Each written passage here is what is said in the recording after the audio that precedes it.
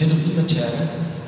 My jsme velice potěšeni, že téma Šťáhlavice Šťála přivedlo do zámecké jízdárny tolik diváků a návštěvníků výstavy.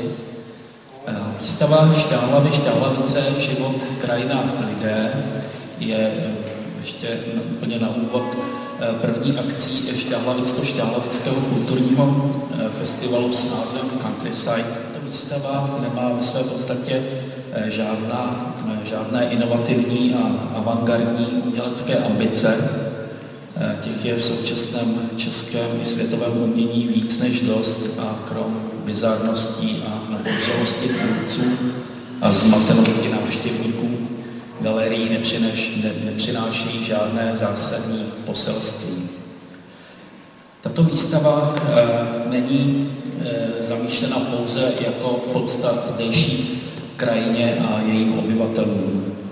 Éra komunistické zvůle, následné normalizace a posléze bezduchá tržní ekonomika a nástup nových technologií téměř nenávratně destruovaly poslední zbytky neidealizované sousedské vzájemnosti českého venkova.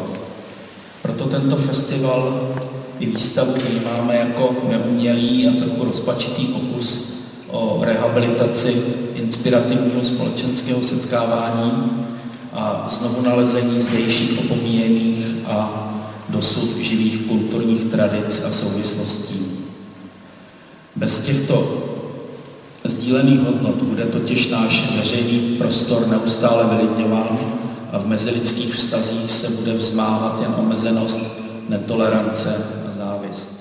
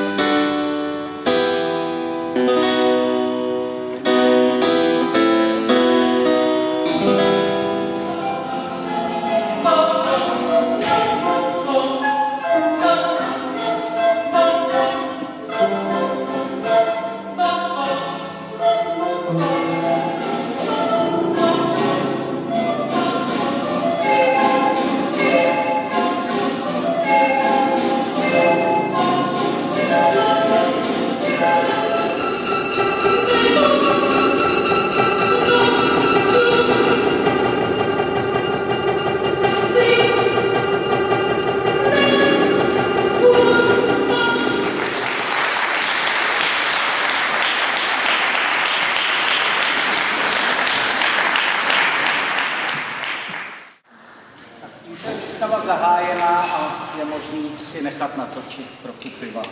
Ale opravdu jenom trochu.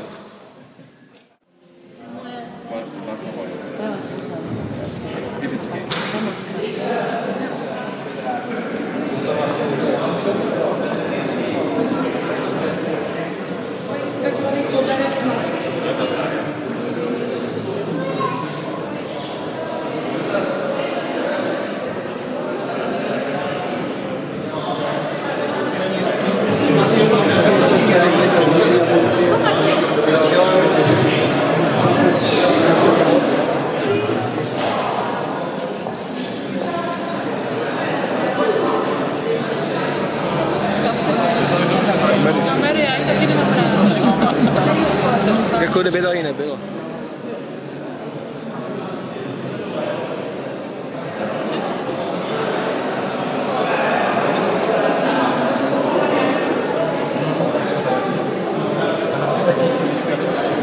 Zvětšování, zeptáme se jí.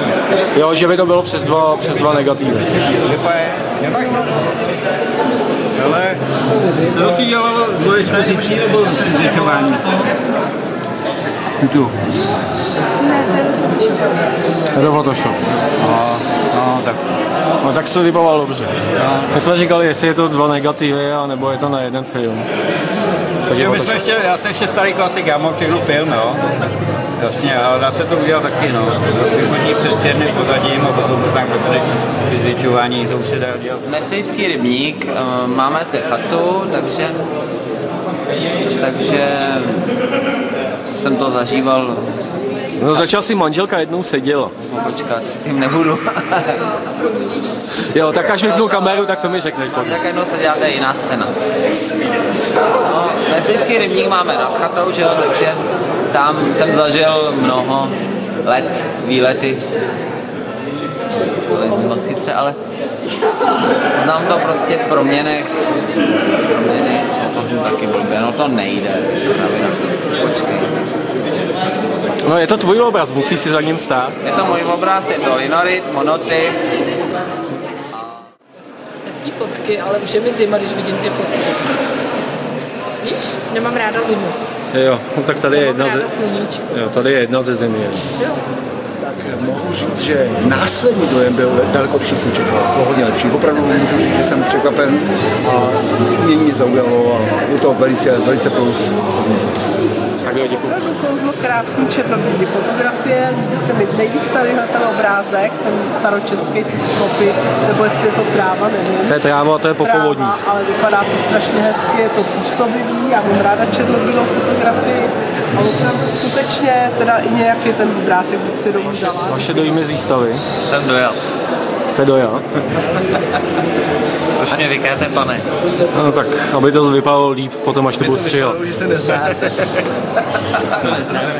Já jsem teda nečekal, že vlastně i tady, v podstatě na venkově, budu moc na kulturní akci tohohle typu, výstavě fotografií na prestižním místě, vidět nahatý fotky holek jako v podstatě ze sousedství. Že? To mi taky, že mě taky zaujalo. To mi tak jako příjemně překvapilo.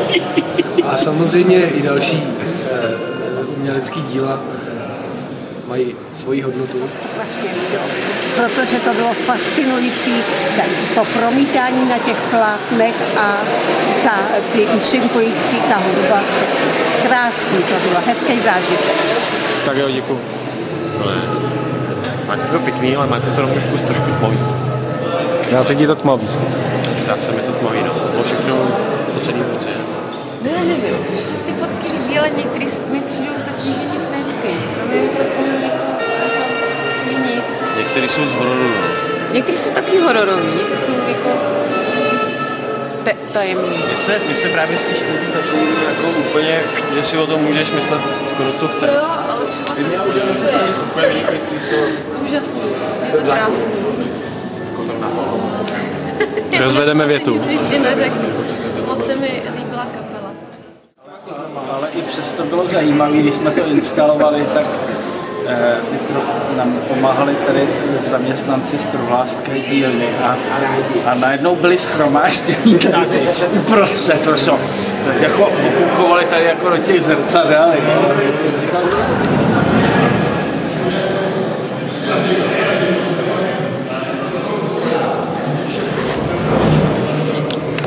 Děkujeme za poklonu, pane Bouček.